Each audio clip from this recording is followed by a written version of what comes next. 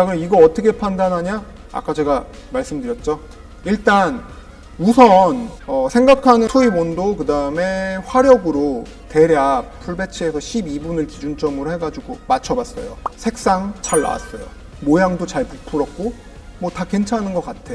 근데 커피를 추출을 하니까 덜 익은 것 같은 평가 맛이 난 거예요. 그러면 드럼 내부 압력하고 회전수를 어떻게 조절해야 될까요? 더 느리게. 그렇죠. 조금만 느리게 해봐야 되겠죠. 왜냐하면은 생두에 열이 조금 더 가게 해야 되니까. 드럼 압력을 조금만 낮추고 회전수도 조금 줄여봐야 돼요. 제가 그 밋밋하다는 얘기했잖아요. 텅 빈 것 같은 거.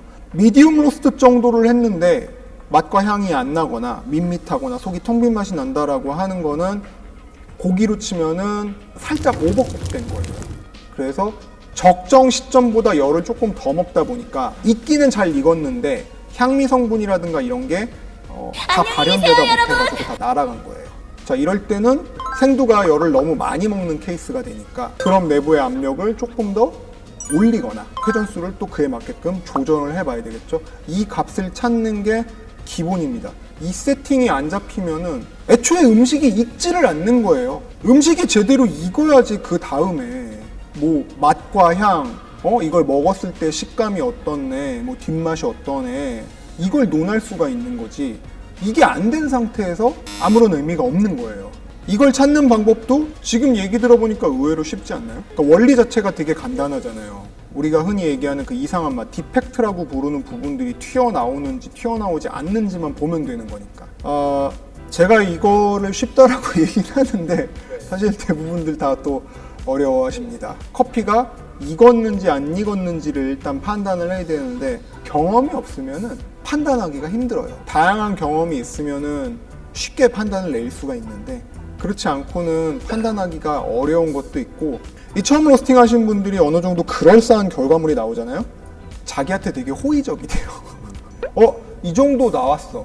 그럼 괜찮은 거 아니야? 내가 볶은 커피가 결점이 있는지 없는지, 이게 진짜로 내가 원했던 향과 맛인지 아닌지를 판단한다라는 것 자체가 정말 어렵습니다. 그래서 로스팅이 어려운 거예요. 이제 1대1 교육을 가면은 사실 제 교육비용이 되게 비싸요. 오빠, 돈 많아? 오빠, 나 비싸. 근데 비싼 이유가 뭐냐면 지금 얘기한 이 환경값을 4-5번 안에 다 잡습니다. 이게 그리고 익었는지 안 익었는지 그거를 정확하게 판단해 줄 수 있는 기준점을 잡아드리고 오는 비용이 되게 비싼 거예요.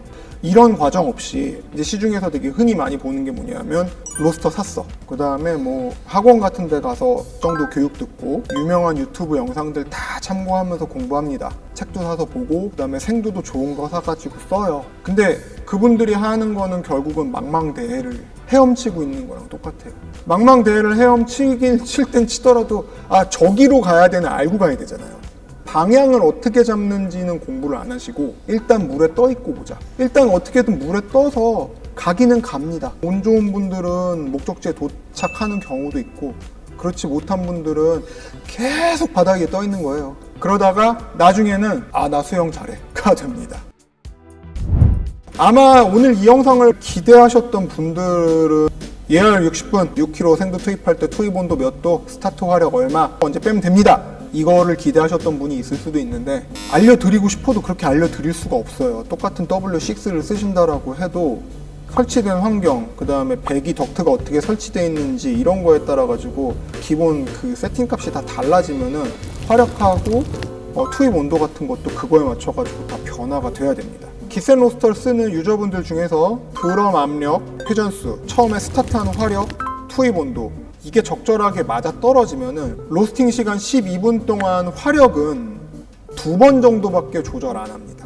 예전에 로스팅 그래도 좀 실력 있으신 분들이 하셨던 얘기가 배기 값을 잘 잡아두면은 화력을 많이 건들 필요가 없다. 심지어는 아예 화력을 건드리지 않고도 로스팅이 가능하다라는 이야기를 하셨었거든요. 제가 요즘 그게 무슨 뜻인지를 깨닫고 있습니다.